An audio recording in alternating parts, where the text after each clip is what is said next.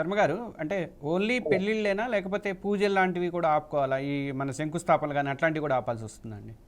భూమికి సంబంధించినటువంటిది కత్తెరలు అంటారు. అంటే అగ్ని కత్తెరి, వాస్తు కత్తెరలు అంటారు. ఈ కత్తెరలు దాదాపుగా ప్రతి సంవత్సరము వైశాఖ మాసంలో మొదలవుతాయి.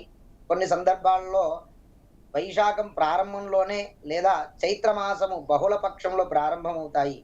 ఈ అగ్ని కత్తెరలు అంటారు.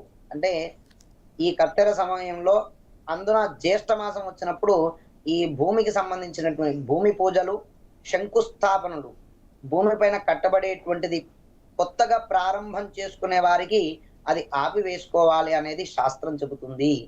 అనంతరము మరియు నిజ జ్యేష్ఠంలోకి వచ్చినప్పుడు మాత్రమే లేదా ఆ కత్తెరలు దాటినంక ఈ వాస్తు కత్తెరలు అంటారు. అవి దాటాక అప్పుడు ఈ భూమి పూజలు చేసుకోవచ్చు, శంకుస్థాపన చేసుకోవచ్చు.